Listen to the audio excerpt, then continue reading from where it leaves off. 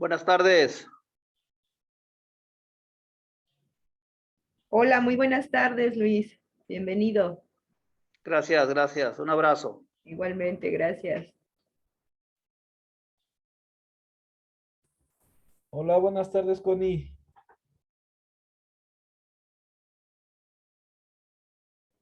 Hola, Said, buenas tardes. Bienvenido. Gracias.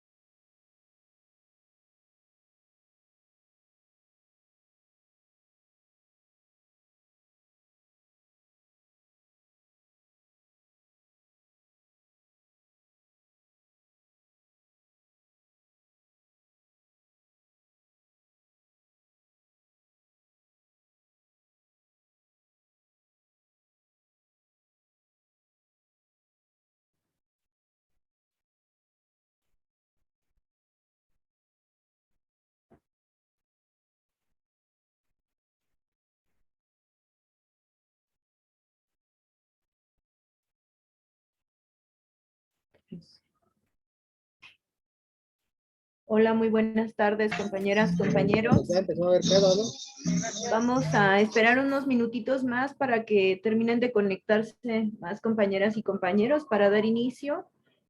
Por favor, si pueden ir colocando mientras sus datos, ya saben la dinámica, nombre, entidad federativa, edad y correo electrónico, por favor. Y también recordarles que hay que contestar la encuesta de entrada para que podamos otorgar su constancia sin ningún problema, por favor. Gracias.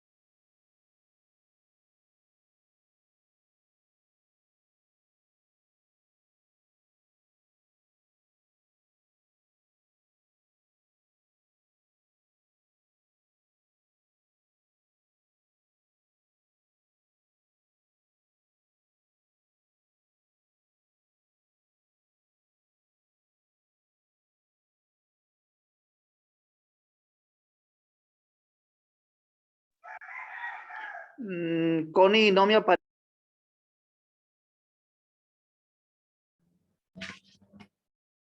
Perdón, Luis, no te escuché. No me aparece el cuestionario de entrada. En un momentito se los van a enviar, por favor. En cuanto iniciemos inicio al curso, se los envían. Y pero nada más es recordarles, porque luego se nos olvida. Por Gracias, favor. compañera. Gracias, sí, gracias.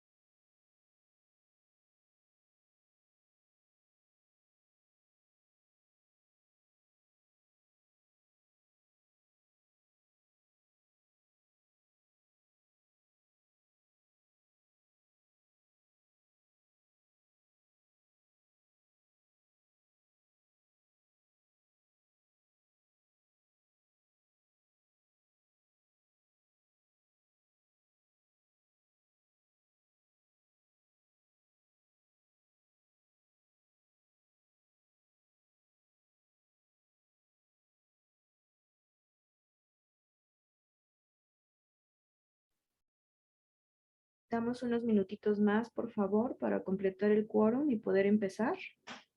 Gracias.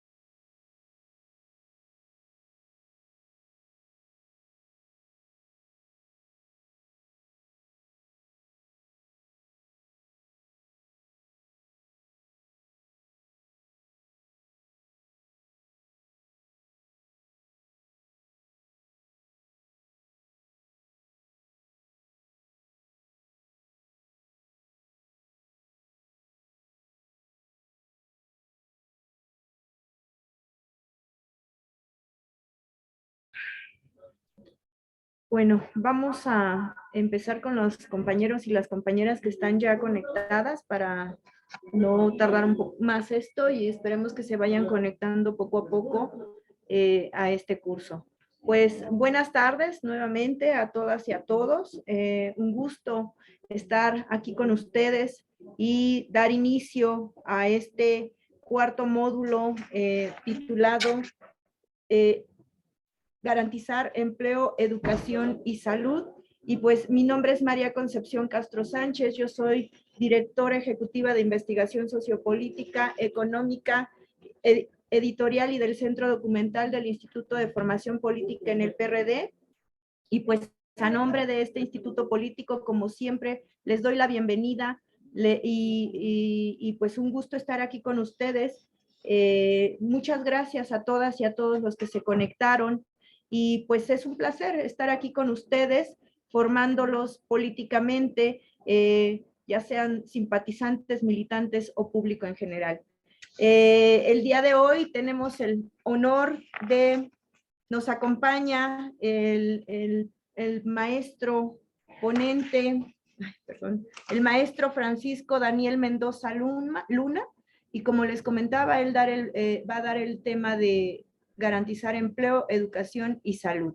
Él es licenciado en Ciencias Políticas y Administración Pública por la UNAM, es maestro en Sociología por la Universidad Iberoamericana, ha sido asistente en la UNAM por parte del CONACYT, ha sido diseñador curricular y profesor de asignatura en el Sistema de Universidad Abierta y Educación a Distancia en la UNAM, ha sido profesor de asignatura y asistente en la Universidad Americana, y sus aptitudes están enfocadas al diseño de estrategias de aprendizaje mediadas por tecnologías con énfasis en las ciencias sociales, manejo de metodologías cualitativas de la investigación social y la evaluación y certificación de programas educativos. Y como siempre también agradecer la participación del INE, quien se encuentra con nosotros en este curso para dar fe y legalidad de que se lleven a cabo correctamente.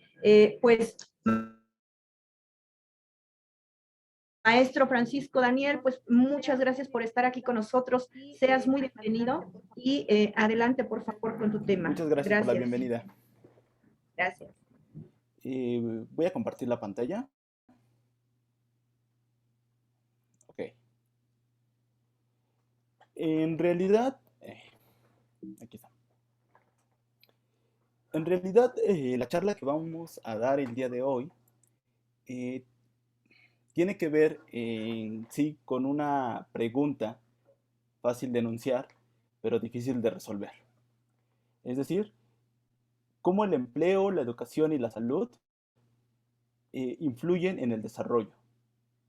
Es decir, ¿por qué nosotros deberíamos preocuparnos por garantizar el empleo, la educación y la salud como una forma específica de acción política?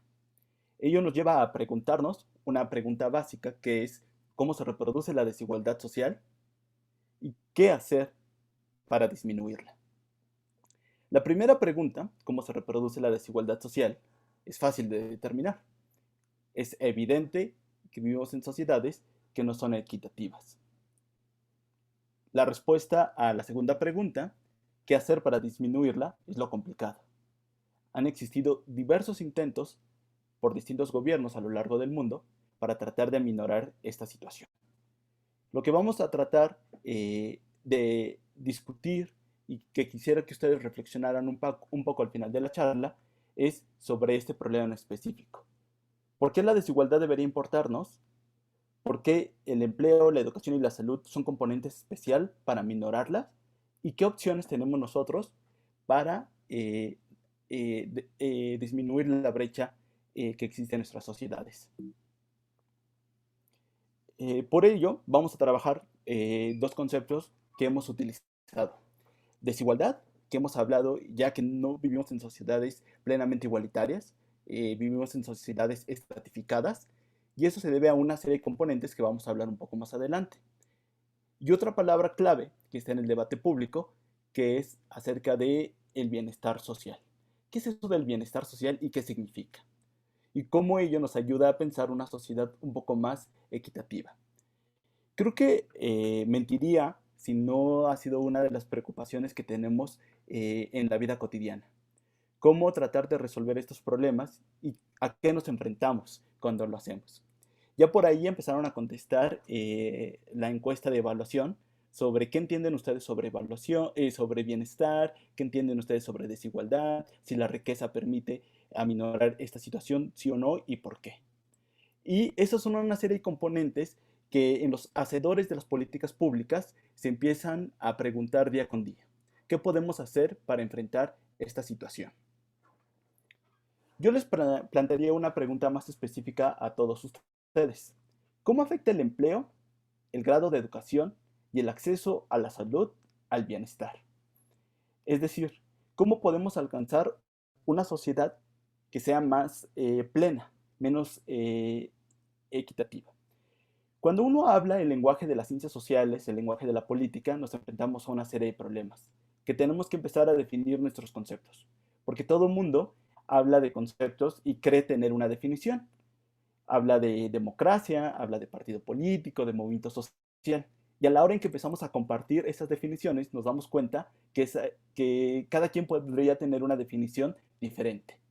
Si yo a ustedes les pregunto qué es el bienestar, van a considerar diversos indicadores.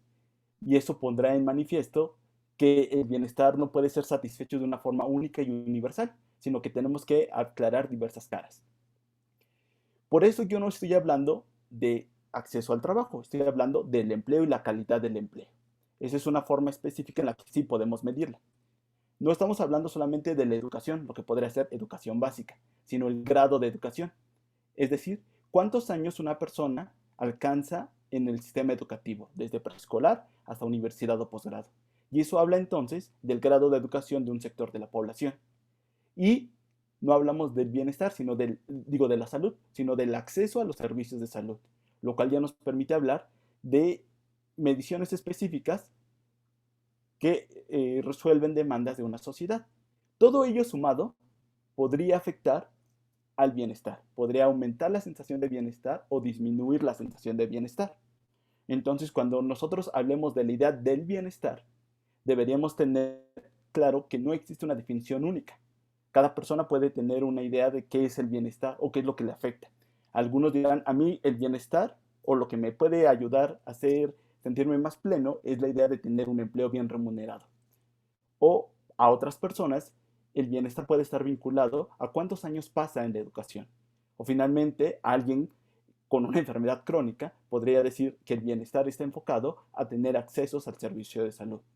Entonces, quedémonos con esta primera definición. Los conceptos son polivalentes, es decir, tienen múltiples definiciones.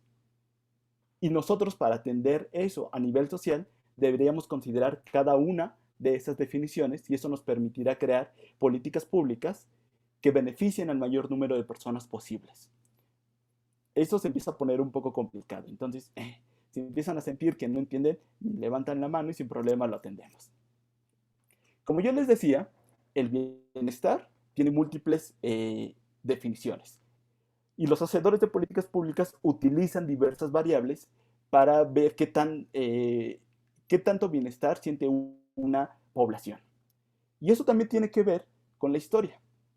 En los años 60, en los años 50, las naciones latinoamericanas se encontraban preocupadas por la idea de crecimiento y asociaban que el bienestar de su población tenía que ver con el crecimiento económico, con el Producto Interno Bruto. Y inventaron una cosa que se llamó industrialización por sustitución de importaciones. Lo que hacía América Latina era vender materia prima, que es lo que somos ricos en esta región latinoamericana, y traíamos maquinaria para producir refrigeradores, televisiones. Se esperaba, y esa era la política de los gobiernos de aquel entonces, que el crecimiento industrial se vería reflejado en un mayor bienestar en la población. Y entonces lo único que medíamos era el Producto Interno Bruto. El Producto Interno Bruto es cuántos bienes y servicios se han vendido en un país a lo largo de un año. Y eso, si se suma, dirían, este país es más desarrollado porque tiene un mayor crecimiento en el Producto Interno Bruto. ¿Cuál es el problema con tener solamente una medición en términos económicos? Que no nos permite visualizar la distribución del ingreso. Es decir, habrá personas que tienen mayor ingreso y eso no se ve necesariamente reflejado en una mayor distribución. Es decir, hay personas que reciben mucho dinero y hay personas que por su trabajo no reciben mucho dinero. Entonces, el crecimiento del Producto Interno Bruto, del famoso PIB, no nos permite hacer una valoración efectiva del bienestar. Por eso en los años 80, en los años 90, surgió otro tipo de valoraciones, el índice de desarrollo humano, a través de un indicador matemático que se llama el indicador Gini. Esto nos permite entender, si dividiéramos la riqueza de un país entre todos sus pobladores, cuál es la posibilidad de que cada uno acceda a esa riqueza. Y sumando otro tipo de valoraciones como el acceso a la educación, el acceso a la cultura y a los servicios de salud. Sin embargo, el índice de desarrollo humano ni siquiera es claro porque tampoco mide otro tipo de valoraciones que las personas tienen. Es decir, el acceso a la diversión, el acceso a la cultura, a relajarse, al tiempo libre, etcétera, etcétera. Por eso, ahora lo que se privilegia en las mediciones sobre el bienestar social son dos tipos de variables, las variables objetivas y las variables subjetivas. Estas variables lo que van a tratar de medir son el crecimiento económico, la industrialización que obtenemos del PIB y de toda la política fiscal, monetaria, como variables objetivas, el crecimiento económico, y las variables subjetivas que tienen que ver con la calidad de la vida. Es decir, yo me siento pleno en este momento, el trabajo que obtengo me permite tener tiempo libre, los accesos a salud son de calidad y me permiten sentirme bien, los servicios educativos que recibo son idóneos para mi desarrollo personal. Todo esto nos permite crear indicadores para ver qué tan bien se siente una población determinada.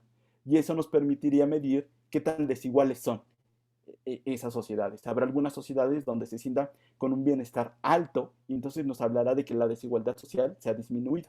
Y habrá sociedades donde el bienestar se sienta un poco poco percibido en la vida cotidiana y entonces hablaremos de sociedades más desiguales. Recordemos que en América Latina, si bien no es la región más pobre del mundo, sí es la región con una mayor desigualdad social.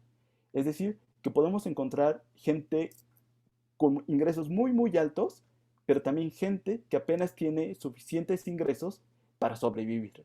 Es decir, que lo que gana no le permite ni siquiera obtener ingresos para comprar la canasta básica. Entonces, por eso, el bienestar social es una pieza central que debe estar dentro del debate público. Eso incluye todas las variables que van a llenar esta categoría. Pasemos. Recuerden que nosotros estamos buscando dos tipos de variables sobre el bienestar social, las objetivas y las subjetivas. La objetiva en términos generales es el nivel de ingreso. ¿Cuánto gana una persona? ¿Su salario es suficiente para la reproducción de la vida o no lo es? Y si su salario lo tiene que compartir con su familia o lo tiene que sumar con su familia como una unidad económica. El otro es el acceso a la salud. ¿Quién puede brindar la salud? ¿El Estado puede brindar la salud o los privados pueden brindar la salud? Eso es un debate que todavía está. Pero si no se tiene un ingreso suficientemente claro, no podremos pagar servicios privados. En cambio, el Estado tendría que interferir ahí para prestar servicios de salud. Y podemos medir la calidad de estos servicios de salud. Creo que acabamos de pasar por un momento histórico en el que los servicios de salud se vieron evaluados, ¿no? ¿Pudieron responder a las demandas sociales, sí o no? Y eso nos permite pensar del bienestar social en el que nosotros nos encontramos inmersos. Acceso a la educación. ¿Cuántos años puedo yo pasar en la escuela? Desde el preescolar hasta el bachillerato. ¿Y cuál es la posibilidad de que yo pueda ingresar a la universidad y estudios de posgrado? Eso nos habla de una sociedad que no solamente requiere ingresos económicos, sino también una formación pertinente. Y de ahí podemos desprender la calidad de la nutrición. No es lo mismo solamente comer, sino también comer de una forma adecuada.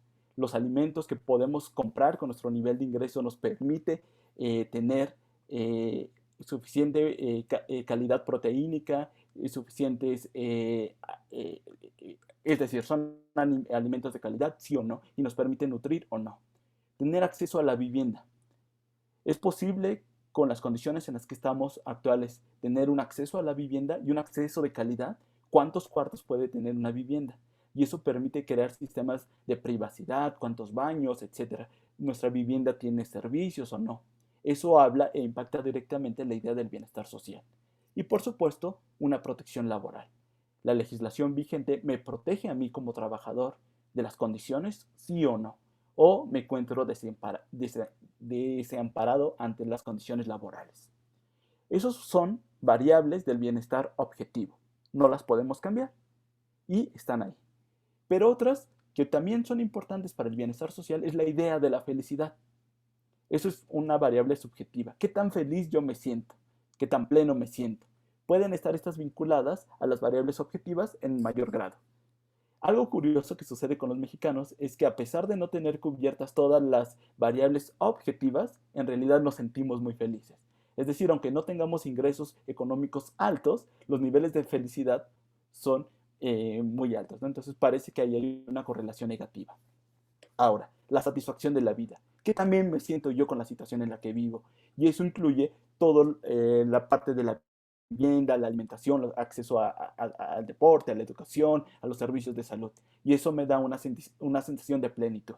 Y eso nos permite entonces hablar de qué tan desigual o igualitaria puede ser la sociedad mexicana. Es decir, todas estas variables nos permite pensar en la idea de la desigualdad, es decir, qué países son más igualitarios y cuáles son más desigualitarios. Y poder hacer, en términos generales, comparaciones, política comparada. Los países nórdicos en Europa, Finlandia, Lituania, Estonia, Suecia, se caracterizan por tener índices de desigualdad muy bajos. La sociedad es más equitativa y ahí la sensación de bienestar social es más fuerte. Como ya lo he mencionado, las sociedades latinoamericanas tienden a sentirse un bienestar social minimizado y la idea de desigualdad social es mucho más amplia. ¿Qué tendríamos que hacer? ¿Copiar simplemente el modelo de los países nórdicos y exportarlos a nuestra región? No, no es tan fácil como parece. Hay condiciones históricas, económicas y geográficas que impiden copiar el modelo. Entonces, prácticamente, la creación de estos modelos, de estas políticas públicas de atención a la desigualdad, tiene que ser un experimento entre una estira y una afloja, entre una prueba y un error que nos permite verificar si realmente estamos haciendo las cosas correctas. Cada una de las dimensiones que hablé hace un momento nos permite medir y hacer esas mediciones nos permite verificar si nuestro país está minorando o no, sí o no, la desigualdad social. ¿Qué hay que tomar en cuenta cuando se habla de la desigualdad del bienestar? Es decir, estas mediciones específicas, ¿no? Si el rezago educativo, es decir, si las personas que deberían cumplir cierta escolaridad no lo cumplen, en realidad estamos hablando de puntos menos para el bienestar objetivo. Si las personas no tienen acceso a la salud, es decir, cuántos médicos y enfermeras hay por una persona o cuántos hospitales hay por una persona. Eso, si son más, tenemos puntos más, si son menos, tenemos puntos menos. Eso nos permite crear una línea del bienestar, que es diferente en zonas urbanas y zonas rurales. Cuando pasamos esa línea del bienestar, tenemos puntos más sobre el bienestar objetivos. Cuando la población no alcanza, o una familia no alcanza la línea del bienestar, entonces tenemos puntos menos en la medición del bienestar. Tenemos acceso a la seguridad social. ¿Cuántos trabajadores tienen acceso al IMSS, al ISSSTE o a lo que era el seguro popular? Y el Estado puede garantizar esa seguridad social, un seguro de desempleo, etcétera, etcétera. Accesos a los servicios básicos de vivienda. Las personas tienen acceso a electricidad, a agua, a telefonía, incluso ahora tendríamos que contar si tenemos acceso a Internet o a Internet de buena o mala calidad. Y eso nos permite entonces hacer la sumatoria o bajar. Y lo que ya he hablado, el bienestar subjetivo, la felicidad y la satisfacción con la vida. En realidad, estos dos tipos de variables están vinculadas a algo que se llama confianza con las personas y confianza con las instituciones. Cuando alguien es más feliz o cuando alguien tiene una satisfacción con la vida, crea mayores relaciones de convivencia con sus vecinos, con su comunidad, está dispuesto a participar en obras públicas, a cuidar o confía más en las instituciones, en las universidades, en la iglesia, en el gobierno, en las policías, etcétera, etcétera. Y eso nos habla entonces de indicadores del bienestar subjetivo. Creamos una suerte de lo que se denomina capital social. Es decir, si de repente hay una iniciativa por limpiar un camellón o un parque y los vecinos participan, entonces hablaremos de una confianza entre la comunidad. Yo confío en mi vecino. Si yo confío en mi vecino, entonces vivo en un barrio en el que hay mayor bienestar subjetivo. En cambio, si no confío en mis vecinos, si tengo que cerrar con doble chapa, tengo que poner rejas, pues simplemente tengo una sensación de inseguridad y eso afecta de forma sustantiva el bienestar subjetivo. Entonces, todos estos elementos son los que los hacedores de políticas públicas toman en cuenta a la hora de hablar qué tan desigual en el bienestar es una sociedad o qué tan igualitaria puede ser una sociedad en cuanto al bienestar. ¿Y cómo vamos en nuestro país en cuanto a la reducción de la desigualdad? Ya sabemos más o menos cómo se mide, cuáles son las aristas que nos permiten. Algo que es curioso en América Latina, y bueno, no es curioso porque en realidad es la región con mayor desigualdad, es que desde hace 30 años existen diversos programas sociales que buscan combatir la desigualdad en todos los países de América Latina. Es decir, vivimos en una de las sociedades más desiguales. Programas sociales o transferencias estatales. ¿Qué es esto? Es cuando nosotros recibimos alguna ayuda por parte del Estado, del gobierno, ya veces apoyos en beca, en especie, subsidios de empleo, etcétera, etcétera, que nos permitirá alcanzar una línea del bienestar. Piensen ustedes en becas para los estudiantes. Si los estudiantes reciben una beca que les permita llegar a la universidad y de ahí ellos solos alcanzar situaciones de empleo, estaremos hablando de un programa social. Piensen ustedes en los subsidios que pagamos a la electricidad. Tenemos un subsidio que paga el Estado para no pagar tarifas tan altas de la electricidad. Ahora la cosa se está moviendo un poco, pero en América Latina existen muchos programas sociales que buscan aminorar la desigualdad social. No obstante, en México pasa algo muy curioso. En 1997 comenzó la implementación de los programas sociales, con el famoso Solidaridad, y después con Prospera. Y a pesar de tener excelentes programas sociales y tener una base bastante amplia que es beneficiaria de estas transferencias sociales, en México, en términos generales, los niveles de pobreza no han logrado reducirse. ¿Por qué? ¿Ha fallado los programas sociales? No lo sé. Vamos a resolver este tipo de problemas. Por eso yo les decía que la pregunta sobre la desigualdad social era fácil. Es evidente que vivimos en sociedades desiguales y es evidente que diversos aristas y niveles miden la desigualdad social. El problema es la respuesta. ¿Qué hacer para disminuir la desigualdad social en cuanto al bienestar? México lo ha intentado y parece que no ha logrado un ejercicio efectivo. Ante esta situación, las personas que les interesa el debate público, que les interesa la acción política, deberían preguntarse cómo combatir la desigualdad del bienestar. Es decir, cómo crear una sensación de bienestar más estable en nuestro país y cómo hacer una sociedad más igualitaria. Yo ya les hablaba de los países nórdicos en Europa, pero no podemos copiar las mismas fórmulas porque tenemos población abismalmente diferente. Para nosotros el sentimiento de felicidad va a ser diferente al que ocurra en esos otros países. O tampoco podemos exportar la fórmula china, ni tampoco la fórmula norteamericana. Debemos encontrar una fórmula en específico acorde a nuestras situaciones políticas, sociales e históricas. Ya les hablaba que en términos generales los niveles de pobreza en México se han mantenido. Eso a pesar de las múltiples transferencias estatales. Y eso, pues es un número, es algo muy abstracto. Pero en términos generales, eso se materializa en un alto número de personas y familias que están por debajo de la línea de la pobreza. ¿Qué quiere decir?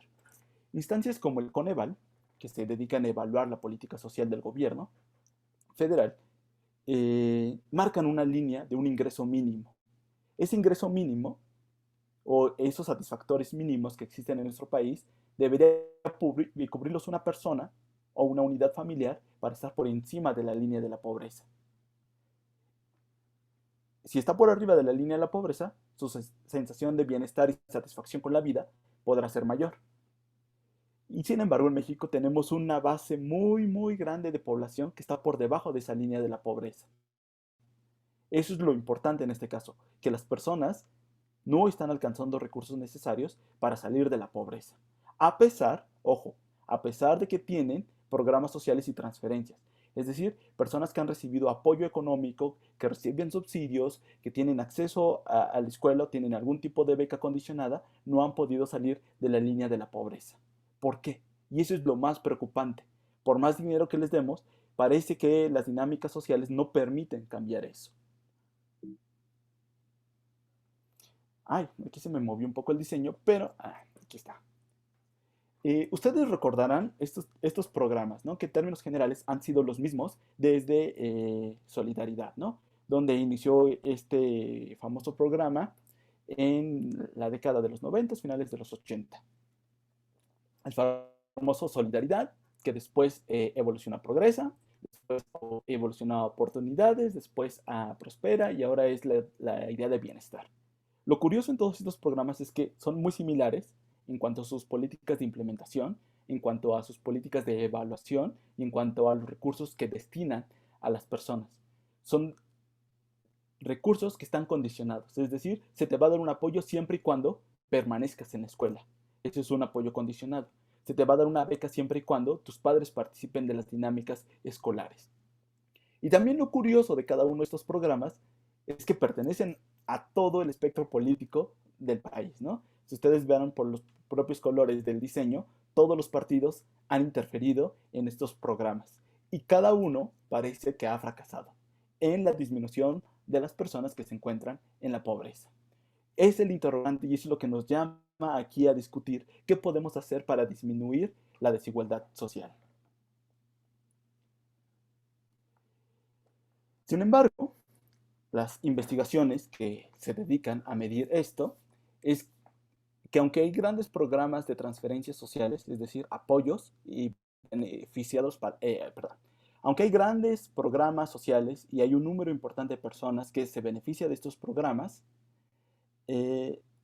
la pobreza no disminuye, a pesar de que estos programas brindan servicios de salud, a pesar de que ayudan a distribuir el ingreso, el gasto dentro de las familias e incrementan el ingreso y disminuyen los niveles de ausentismo y deserción escolar. Es decir, estos programas, estas líneas generales de programas en México, brindan servicios de salud. La idea del bienestar está enfocada a atender estos servicios de salud. El gobierno, cada uno de los gobiernos en los últimos 30 años, ha gastado mucho en programas sociales. Un porcentaje muy importante del Producto Interno a nivel nacional se va en la distribución de este gasto público. Y ello incrementa los ingresos de las familias. Es decir, las personas reciben un apoyo económico o un apoyo en especie por unidad familiar y de alguna forma incrementa sus ingresos, pero no logran salir de la pobreza. Y otra cosa que se ha detectado en estas investigaciones es que los niveles de ausentismo y de deserción escolar han disminuido. Varía un poco en cuanto a comunidades rurales y comunidades urbanas, pero en términos generales la gente está asistiendo a la escuela y está terminando un alto porcentaje que lo lleva hasta el bachillerato por lo menos. Y sin embargo, no logramos terminar con la pobreza. La eterna pregunta que sigue girando ahí. Esto nos habla que los programas han sido exitosos por lo menos en mantener estos tres niveles: acceso a la salud, incremento en el ingreso de las familias y una amplia cobertura en cuanto a educación. La pregunta sigue en el aire. Si está tan bien, si ha sido bien evaluado y si ha sido copiado por otros países latinoamericanos, ¿por qué entonces la pobreza no se logra disminuir? O en términos más generales, ¿por qué la desigualdad sigue persistiendo? Eso nos apunta entonces a pensar que la respuesta no está solamente en las transferencias que el Estado pueda dar, sino que hay que buscarlo en el propio diseño, es decir, en otra área de la política pública. ¿Cómo combinar las transferencias estatales con esta otra área de la política pública? Pues primero, definir cuál es esta otra área de la política pública que está jalando a las personas. Y vamos para allá.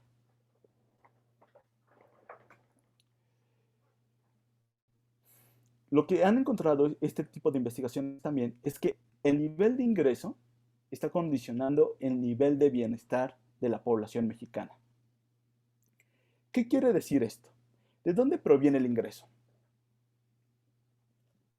El ingreso proviene del salario que reciben los trabajadores y lo que puedan sumar en una unidad familiar. Es decir, si yo trabajo, mi ingreso me ayuda para mantener a mi familia. Si mi esposa trabaja, se junta el ingreso y ayuda a mantener a mi familia. Es decir, los salarios y el nivel de ingreso juega un componente muy importante para impulsar el bienestar, combinado con las ayudas o las transferencias que nos pueda brindar el Estado. Recuerden que según el INEGI, las mediciones se hacen en salarios mínimos, ¿no? Un salario mínimo, 2 salarios mínimos, 3, 4 y hasta 5 salarios mínimos. Es decir, una persona puede ganar un salario mínimo y complementarlo con una transferencia estatal, o ganar 2 salarios mínimos y complementarlo. 3 ya no, porque empiezan a disminuir las ayudas sociales. Entonces, lo importante en este punto es que los ingresos juegan un papel importante. En términos más sencillos y llanos, los salarios o salarios grandes ayudan a tener una sensación de bienestar más consolidada. Es decir, a pesar de todo lo que puedan ser los programas sociales o el Estado, sin ingresos y sin salarios de calidad, no podremos alcanzar un nivel de calidad óptimo. ¿Y qué hemos observado en estos 30 años? Pues que los salarios, en términos generales, se han ido deteriorando. ¿A qué me refiero cuando un salario se ha ido deteriorando? Que un salario o lo que gana un trabajador o una trabajadora, pues le permite comprar cada vez menos. Es decir, si hace 5 años con mi salario, con un salario con 2 salarios mínimos o 3 salarios mínimos, podía comprar yo una canasta básica, es decir, todo lo necesario para comer durante una quincena, ahora ese salario solamente me permite comprar 3/4 partes de esa canasta o la mitad de esa canasta. Es decir, a lo largo de 30 años me alcanza cada vez para menos. Mi salario está disminuyendo en términos de poder adquisitivo. Y esta es una gráfica, vamos a tratar de explicarla en términos más sencillos, pero ha sido la medición de los últimos 30 años de los salarios y de las ayudas estatales. Las barritas azules representan lo que puedo yo comprar con mi salario. Es decir, solo si una familia tuviera el ingreso por el salario. Y la barra guinda es lo que representa la ayuda social, las transferencias que hacemos, los programas, los subsidios, las becas. En términos generales, a pesar de los incrementos salariales, a pesar de los incrementos salariales, por el efecto de la inflación, cada vez alcanza para menos. Si uno suma el salario más las ayudas estatales que están en el color rojo, no hay mucha diferencia entre los salarios. Es decir, prácticamente como el salario se ha ido deteriorando tanto, no importa cuántas ayudas estatales tengo. En realidad me sigue alcanzando para lo mismo. Pongámoslo en un ejemplo. Si yo con 3 salarios mínimos puedo comprar una despensa para una familia de 4 personas, en 1994, que es cuando empezó esta medición, en 2012, 3 salarios mínimos, es decir, exactamente lo mismo, más una ayuda del Estado, más subsidios, más una beca escolar, me sigue alcanzando para comprar exactamente los mismos productos de la canasta básica en 1994. De 1994 a 2022, pongámosle que ya estamos llegando, ha pasado un chorro de tiempo. Y la ciudad y el país han cambiado, han pasado un montón de cosas. Y sin embargo, a los trabajadores, en la base del salario, de un salario mínimo, 2 salarios mínimos y 3 salarios mínimos, les sigue alcanzando para lo mismo. Por eso, los niveles de pobreza no han disminuido durante estos 30 años, a pesar de las ayudas y las transferencias estatales. Si tienen alguna duda, con toda confianza, levantan la mano. Esto es un poco... Y tenemos a una persona. Tere levantó la mano, no sé si quieres participar, Tere.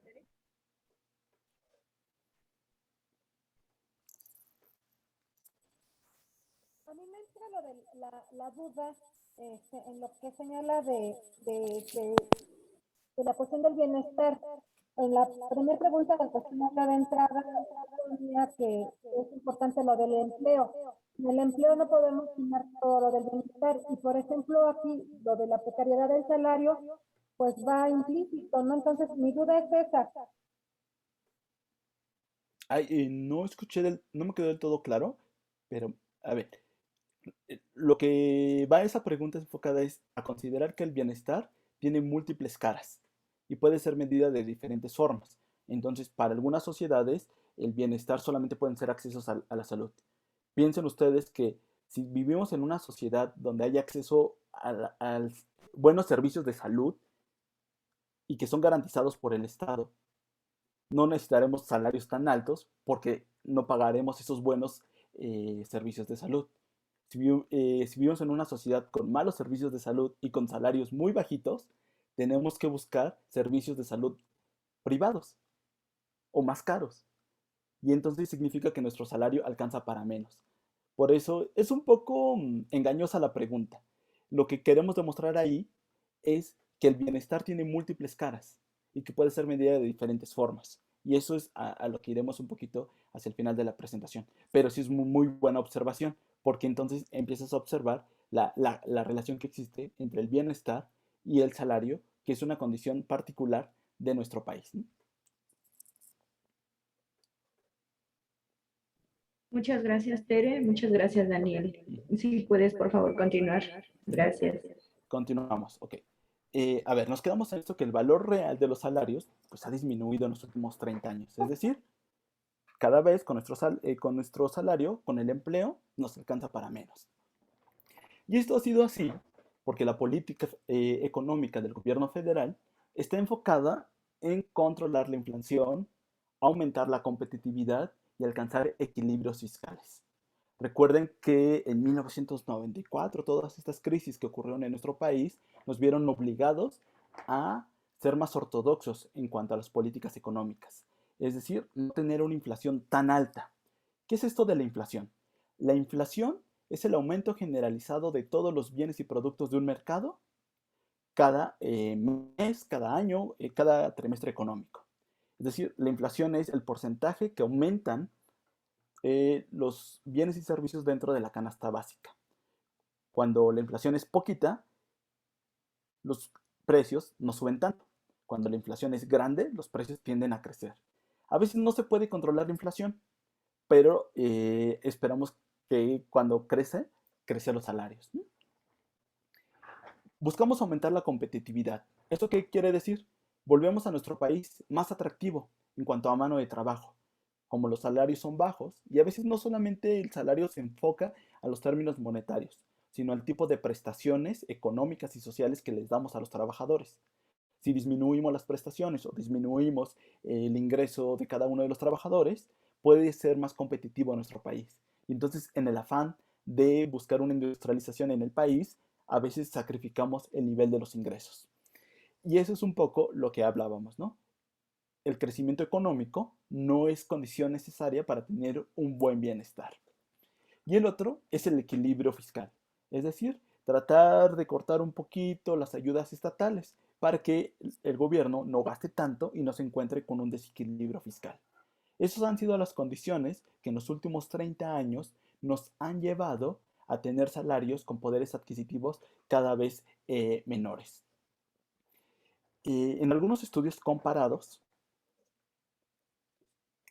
sobre todo de la región latinoamericana, que son los países con los que más tenemos una relación, se ha observado que en el caso de Brasil, Uruguay y Paraguay, una adecuada política en cuanto a salarios, combinada con una política pública de ayuda social, ha hecho que un número importante de personas salgan de la línea de la pobreza y salgan de la línea de la subsistencia. Es decir, buenos salarios y ayudas estatales han permitido en estos 30 años a estos tres países, Uruguay, Paraguay y Brasil, sacar a más personas de la pobreza.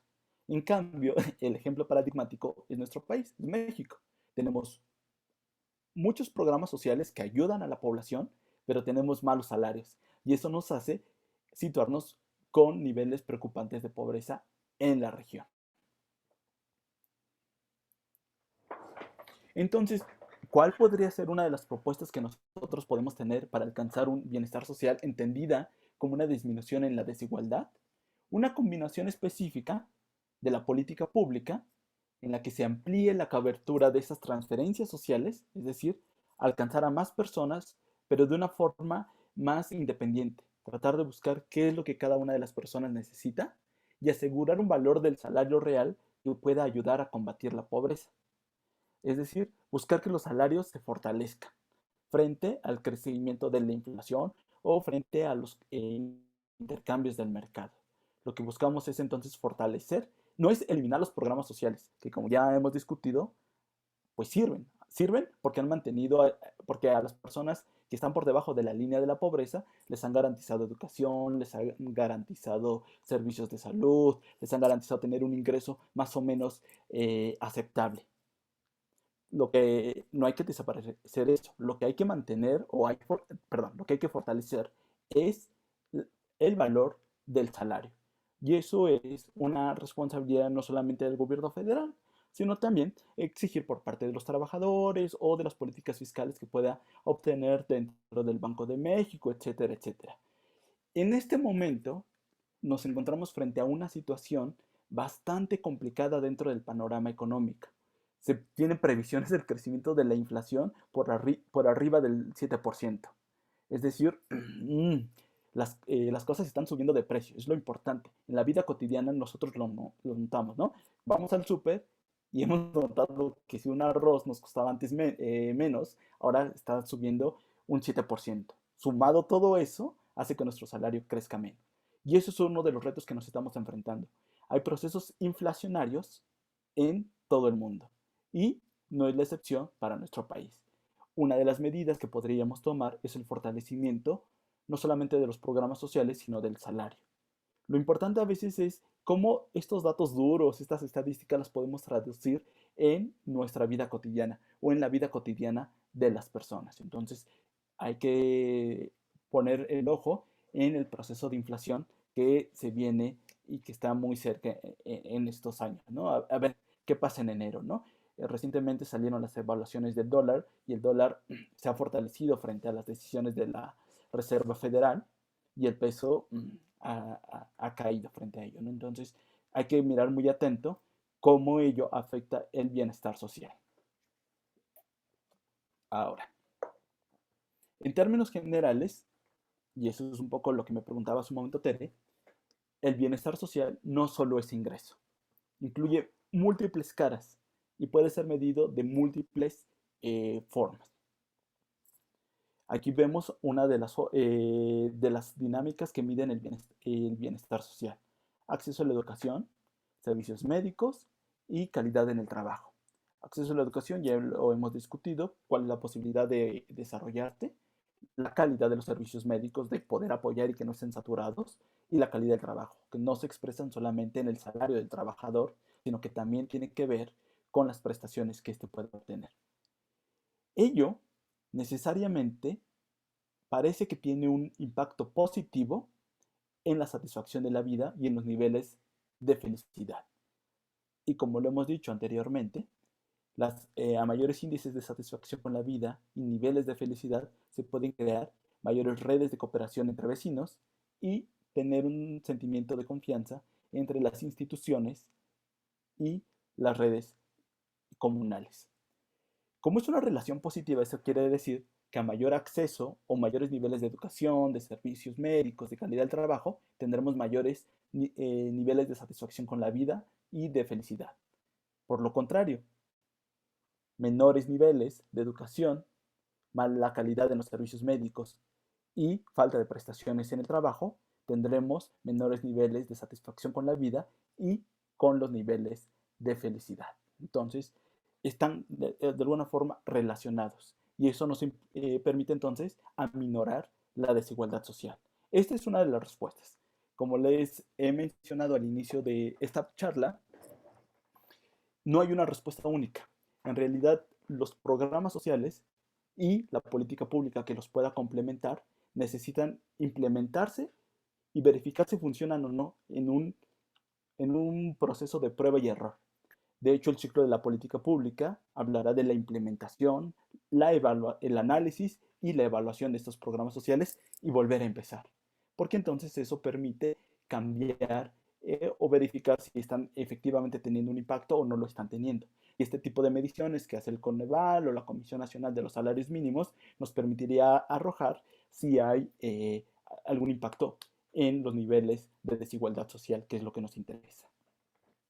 Ahora, los programas son implementados a personas que tienen juicio y que tienen criterio y que piensan. Entonces, eso nos habla entonces que también las personas responden ante este tipo de estímulos y hay que pensarlos y hay que irlos cambiando. Si antes las transferencias estatales solamente era dar arroz o leche, nos acordaremos de las famosas lecherías de Conasupo y de Liconza.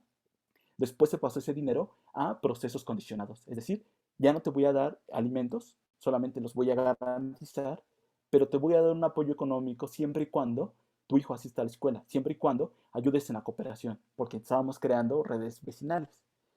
Y un salto más en la elaboración de estas políticas públicas podría ser, te voy a apoyar siempre y cuando encuentres trabajo o siempre y cuando te especialices en un área industrial o laboral para que tú solo empieces a generar tus ingresos. Y eso implica también una acción gubernamental por permitir las condiciones del desarrollo de los trabajadores, que como estamos viendo en esta lámina, puede tener impactos positivos y de gran alcance en el bienestar social. Cabría preguntarnos si frente a la situación que nos dejó la epidemia reciente, y yo espero, toco madera, que esto ya se esté por terminar, porque dejó graves consecuencias sociales, es decir, disminuyó la calidad de la educación que reciben las personas. Cuando uno piensa, por ejemplo, en que sí, las clases se fueron por Zoom o por este tipo de servicios, habría que pensar pues, que no todos los niños tenían acceso a Internet.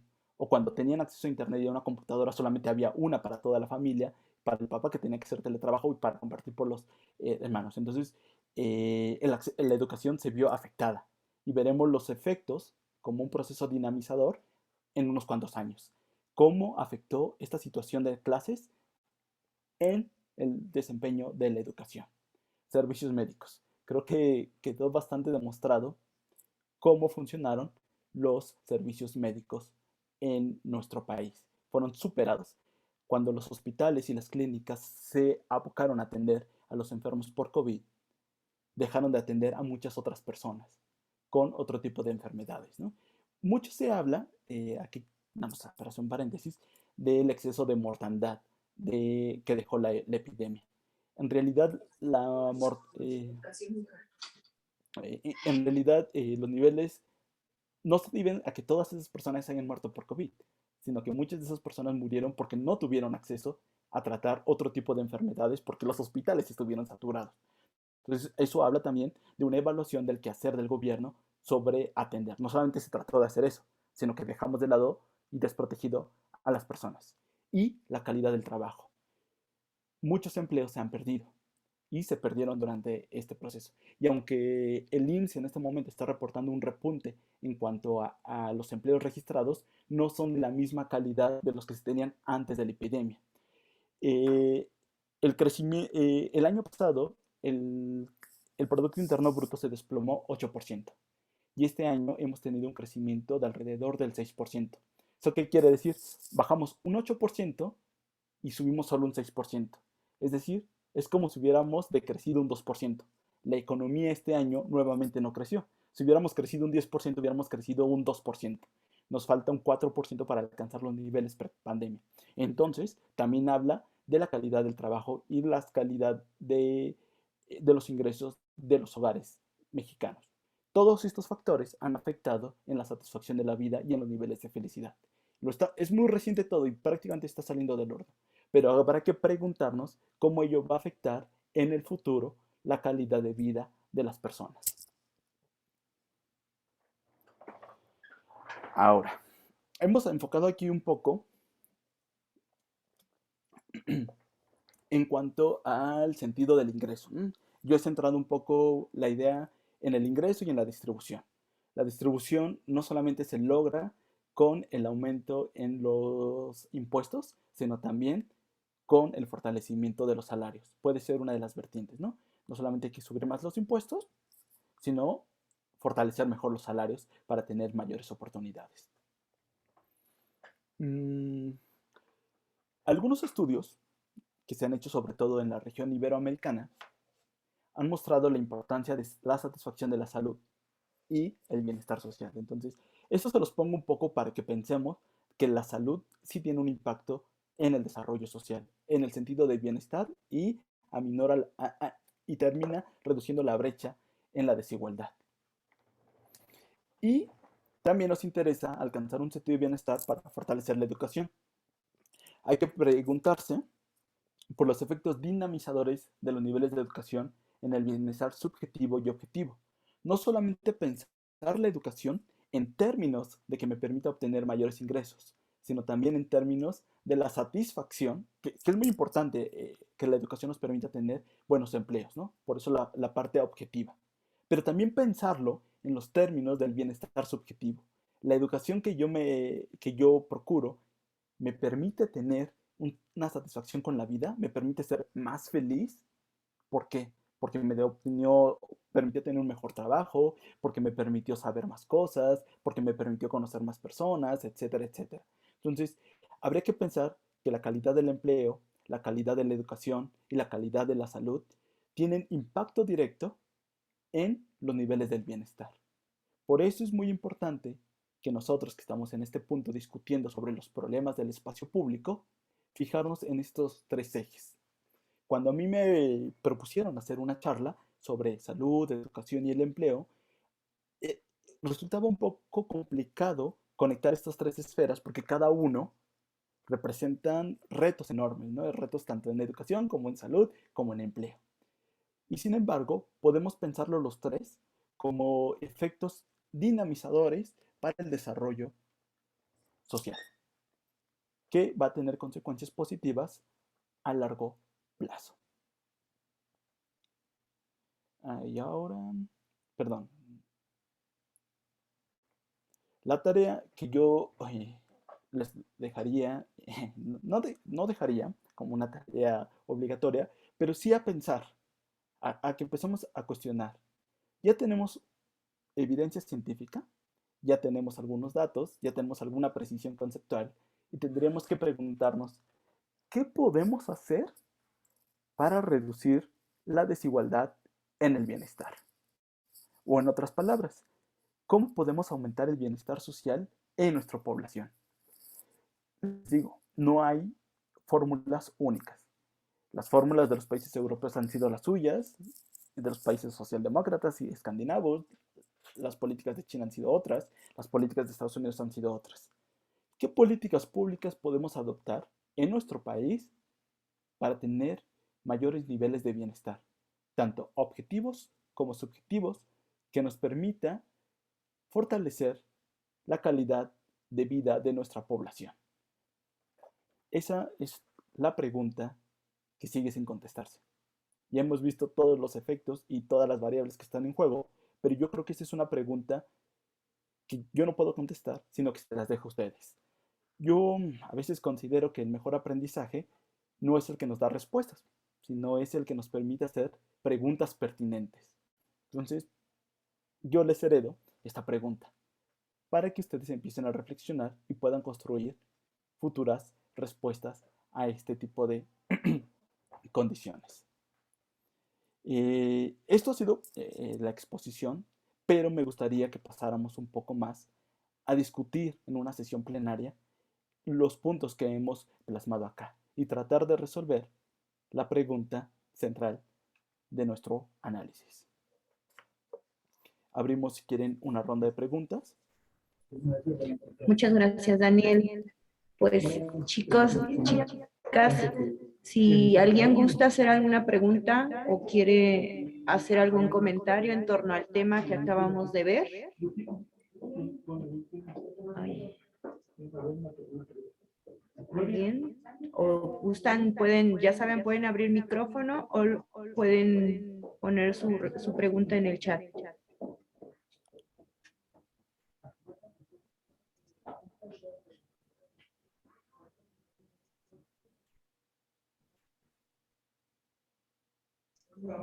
¿No? ¿Nadie?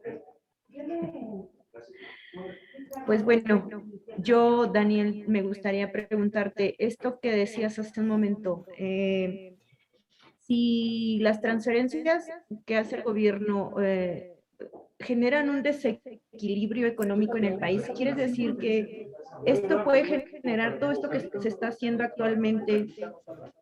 No vamos a mencionar ni a meter partidos ni nada, pero esto que se está haciendo actualmente en el país, entonces va a repercutir en algún tiempo en un desequilibrio económico. Miren, sí, es que esto más que el área de la política pública tendría que ver con el área de la política económica. Eh, los desequilibrios me refería un poco más en términos macroeconómicos. En ocasiones es muy difícil alcanzar crecimiento económico, estabilidad y control de la inflación. Son tres variables que si no se controlan pueden detonar en una crisis económica muy fuerte, ¿no? ¿Cuál es el problema? Que en ocasiones esas tres variables es muy difícil tenerlas todos en niveles positivos.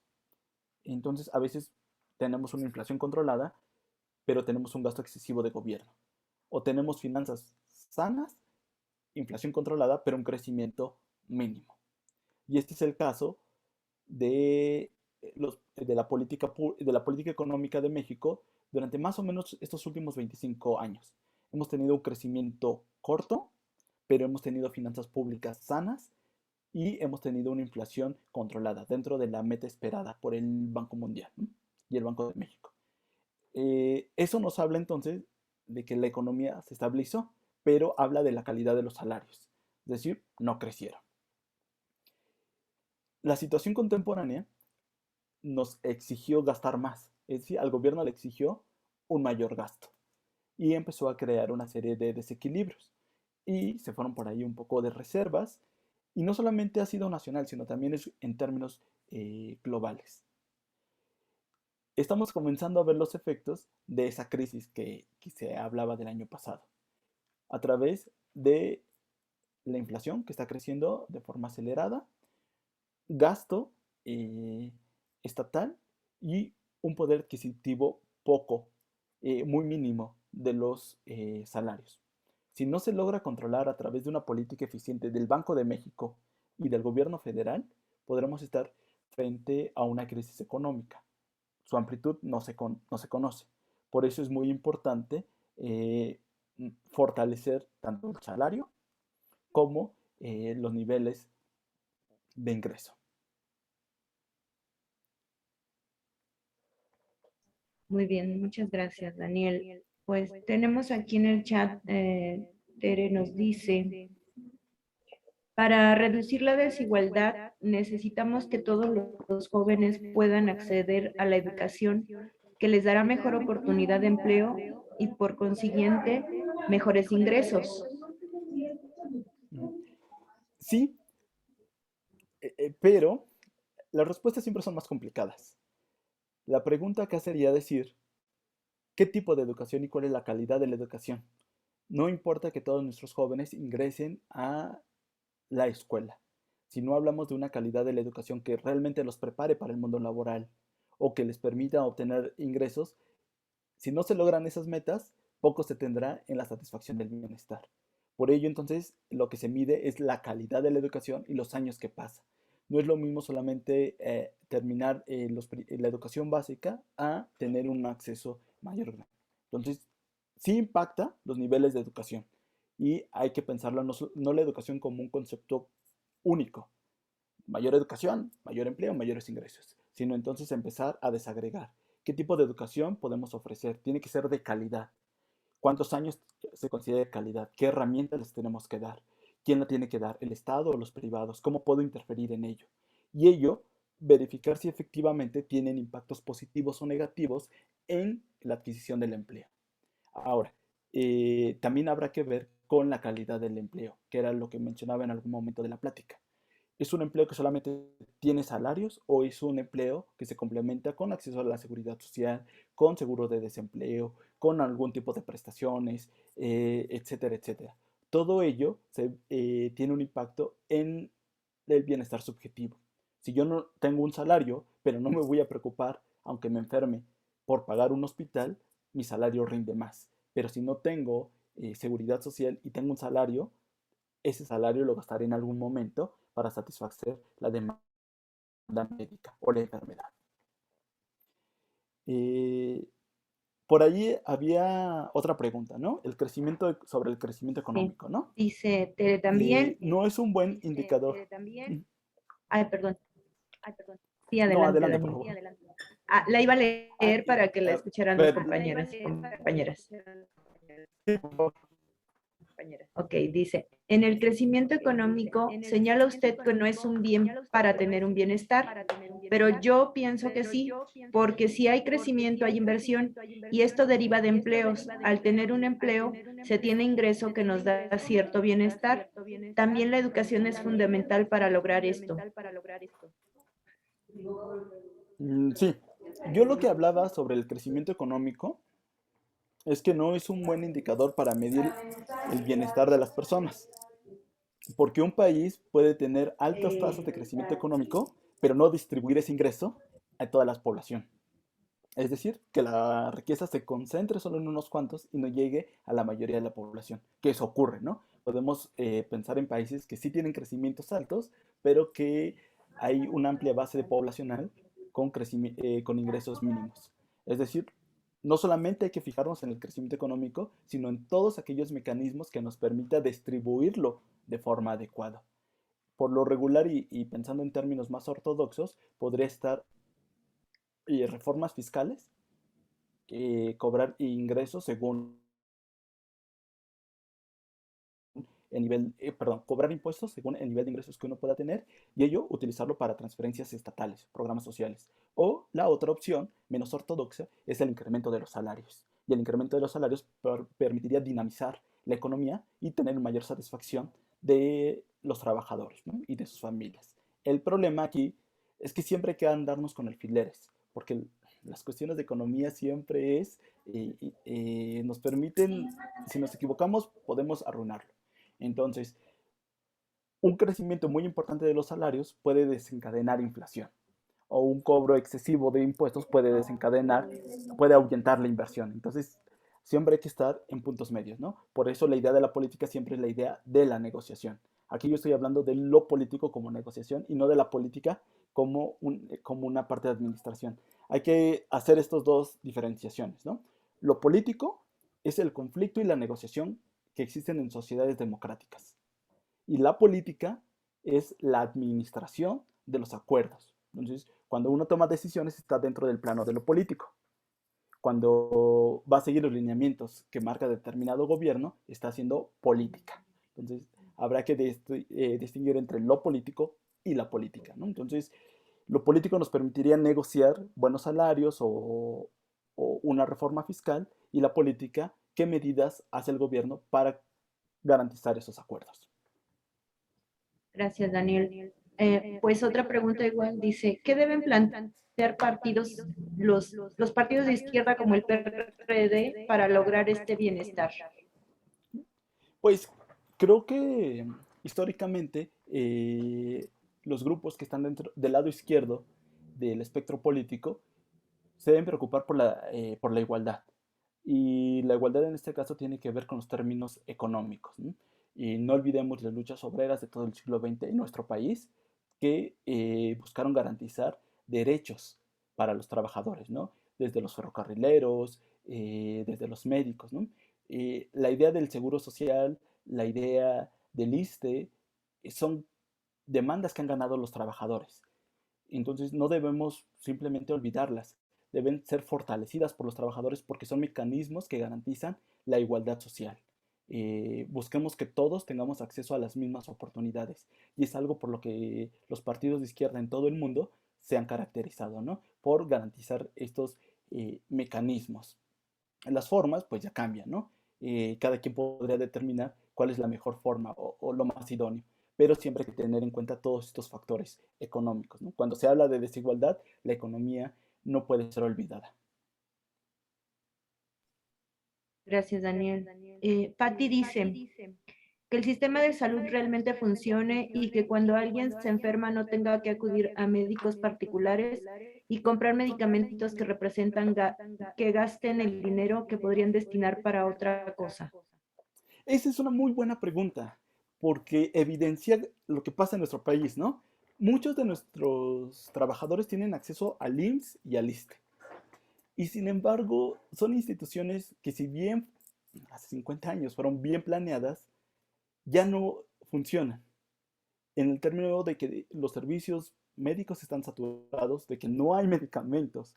Entonces, alguien que se le descuente de su salario las cuotas para participar en el IMSS o en el ISSSTE, no puede obtener salud en estas instituciones que deberían dárselo.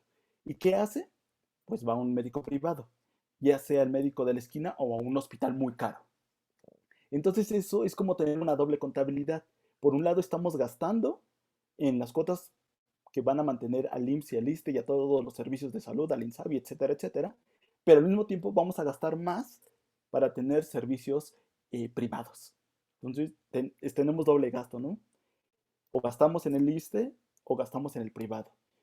Alguna de las propuestas, y esto es en plano de propuestas, pudo haber creado bases de salud o servicios de gastos médicos para la población en general. Y entonces cada quien acudir al médico que más le convenga, ya sea a los hospitales públicos o a los hospitales privados. Y que una gran institución pública o privada se encargue de pagar esos gastos médicos, ¿no? Pero eso podría ser algo que se plantea en la reforma del IMSS y del ISSSTE.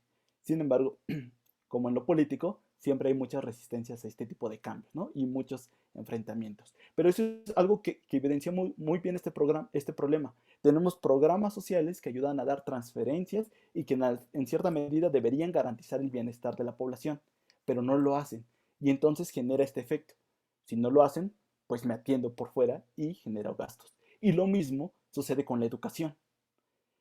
La educación está garantizada y hay escuelas por todos lados, pero los sistemas escolares algunos no son de calidad y los sistemas educativos superiores como las universidades están saturados. No todos pueden entrar a la universidad y cuando alguien queda fuera de la universidad entonces paga una universidad privada o accede a otro tipo de educación que genera un costo.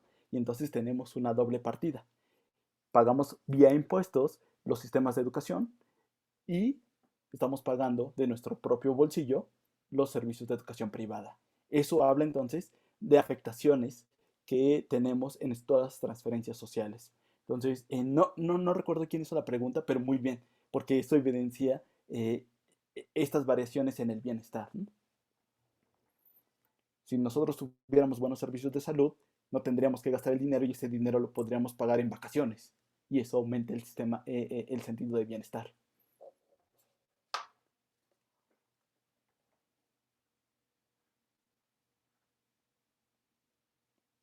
Ay, perdón, es que mi internet anda medio mal. Pues muchísimas gracias, Daniel. Gracias, Pati, Tere, a las compañeras y compañeros que han participado. ¿Alguien más tiene alguna otra pregunta o quiere comentar algo respecto al tema? No necesariamente tiene que ser una pregunta, puede ser algún comentario, alguna opinión. ¿No? ¿Nadie? Si quiere, yo nada más para cerrar algunos puntos de esta Sí, discusión Daniel. plenaria. Uno que es la idea del bienestar tiene muchas caras, como ya les he dicho. Entonces, cada sociedad va a determinar qué es lo que le da bienestar. Entonces, cuando uno haga política pública enfocada al bienestar, no debería pensar como universales, sino preguntarle a las personas qué es lo que les va a generar mayor bienestar, qué sentido les va a permitir. Entonces, eso es una de las preguntas que incluso les habíamos dejado, ¿no? ¿Por qué es importante brindar empleo a una sociedad? Porque nos va a permitir entonces generar sistemas de bienestar combinados con transferencias públicas en sociedades donde la desigualdad es muy grande, como la de México. En otras sociedades, tal vez las transferencias públicas no sean necesarias. La otra pregunta, ¿por qué la educación afecta a la felicidad? ya lo hemos discutido, ¿no? Mayores niveles educativos me permiten obtener, por un lado, ingresos, que pueden ser variables objetivas, pero también me permiten tener una satisfacción personal. Y tenemos variables subjetivas. Por eso es importante fortalecer nuestros sistemas educativos. ¿Qué es el bienestar social? Que podría ser una pregunta que podemos terminar generando en esta plática. Pues tiene que ver una satisfacción general con la vida. Y en ello se incluyen múltiples variables, las que hemos discutido en este momento.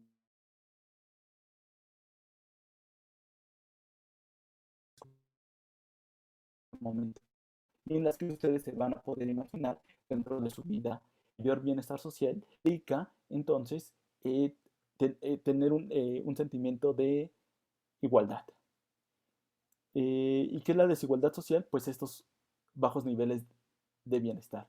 Cuando una sociedad es más, tiene bajos niveles de bienestar social, perdón, es que como que se quiso congelar la imagen, pero creo que ya. Cuando una sociedad tiene bajos niveles de bienestar, tanto objetivos como subjetivos, nos permite hablar entonces que estamos pensando en una sociedad mucho más desigual y que hay que hacer algo para atender eso. Ahora sí.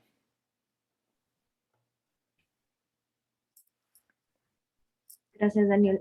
A ver, entonces yo tengo una duda. Por ejemplo, aquí que dicen que México es un país que ha salido bien calificado porque es feliz, ¿no? Entonces, ahí, esa parte, ¿cómo se entiende si estamos por debajo de la línea objetivamente, pero subjetivamente estamos por arriba, por encima? ¿Y cómo se puede definir esa parte?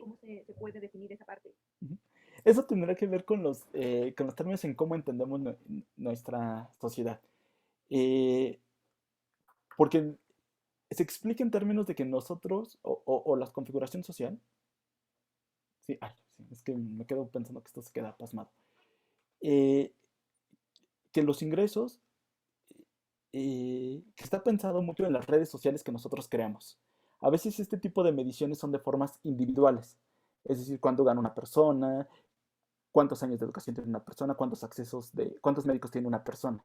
Y lo que sucede en nuestro país es que estas carencias, que a veces no pueden ser cubiertas por el Estado, son cubiertas por nuestras redes sociales, por nuestras familias o por nuestros vecinos. Y entonces creamos sistemas donde los vecinos nos permiten prestarnos dinero o nos consiguen empleo o nos ayudan cuidando a los niños. Todos esos sentidos de bienestar que debería procurar el Estado en ocasiones es cubierto por las redes familiares, lo que algunos antropólogos han denominado familias muéganos, ¿no? Nosotros jalamos con la abuelita, con la tía, con la comadre, y todos ellos brindan ayuda, y eso genera un sistema de bienestar. Piensen en sociedades más individualizadas como la de Estados Unidos, donde las personas están muy atomizadas, entonces no se ayudan, solo ellos tienen cómo ayudarse, y eso entonces genera sistemas de felicidad más bajos, ¿no? Que pueden ser complementadas con el ingreso. Pero en México lo que juega un papel muy importante son esas redes de apoyo, capital social, y eso genera el sentimiento de felicidad. Puedo no tener un ingreso, pero el capital social que está alrededor de mí me genera un sistema, una idea de felicidad, aunque no estoy seguro que sea de satisfacción con la vida. Eso es diferente, por ejemplo. La satisfacción con la vida sí podría estar vinculado o afectado por estas variables objetivas. Ahí, Tere, pues es un poco esta pregunta, ¿no? ¿Podemos ser felices sin tener bienestar social? Pues tendremos una felicidad muy limitada.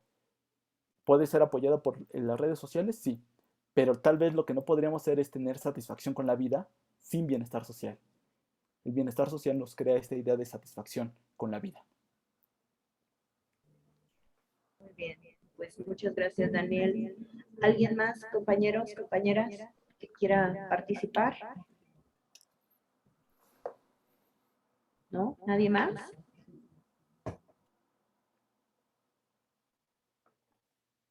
No sean Perdón, tímidas se o me tímidos. silencia mi micrófono, es que está muy mal el internet. Pues bueno, Daniel, si no tienes algo más que decirnos, vamos a esperar a que nos envíen el cuestionario de salida, compañeras, compañeros, para que puedan por favor contestar y generar su constancia. Les pido por favor que también si puedan prender sus cámaras para tomar la fotografía Si me hacen ustedes el favor. Por favor. Recuerden contestar su cuestionario de entrada, su cuestionario de salida. Ya está en el chat el cuestionario de salida, para que por favor lo puedan responder. Muchas gracias. Sonrían. Pues muchas gracias, Daniel. Y bueno, compañeras, compañeros, si no hay más, te agradezco, Daniel, fue una excelente ponencia. Gracias por contestar nuestras preguntas, por estar hoy en esta ponencia, y los esperamos el día de mañana en el módulo 5 de Política y Gobierno con el tema Mejorar las condiciones de la seguridad pública. Pues es un tema bastante interesante. Esperamos poder contar el día de mañana con su presencia de cada una y cada uno de ustedes en este ciclorama de cursos enfocados a las políticas públicas con enfoque a derechos humanos. Daniel, si no tienes nada más, sería todo por nuestra parte. Muchísimas gracias. Gracias a ustedes. Hasta luego. Hasta luego, compañeras, compañeros. Hasta luego, Daniel. Y por favor, contesten su cuestionario de salida. Una preguntota, Connie. Sí, dime, Ruth. En el cuestionario de entrada y de salida, la primera pregunta siempre me sale mal. Ponga lo que ponga. Ah, sí. La vamos a checar, ¿vale? Es que aquí pregunta ¿por qué es importante brindar empleo en una sociedad? Y cualquier respuesta que se da sale mal. Ah, debe de ser algún error. Déjame checarla. Ahorita la checamos y lo corregimos si es un error del cuestionario. Ok, gracias, Connie. Bonita Gracias a ti, Ruth, igualmente. Gracias, compañeras, compañeros. Nos vemos el día de mañana, por favor. Que tengan una excelente noche. Descansen. Buenas noches igualmente. Buenas noches.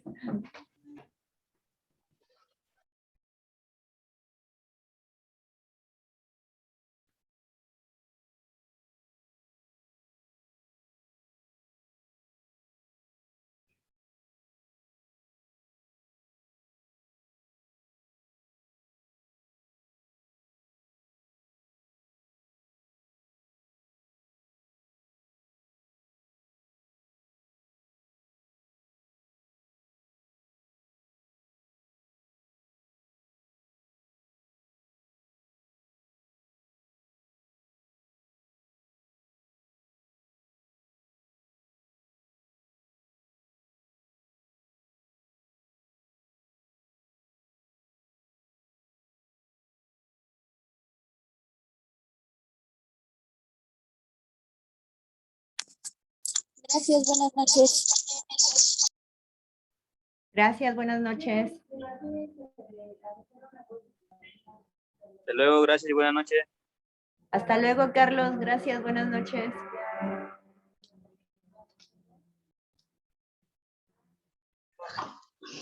Le pongo.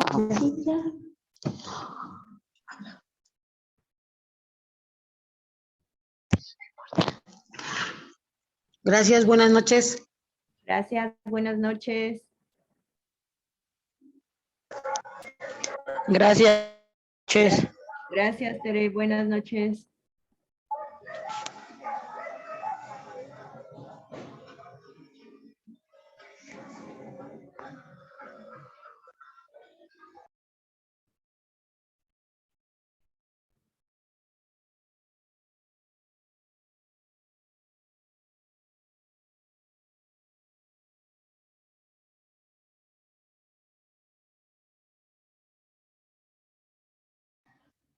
Buenas noches, Connie. Dios te bendiga.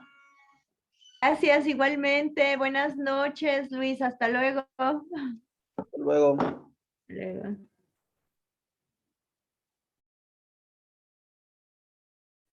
Gracias, Glorita. Buenas noches.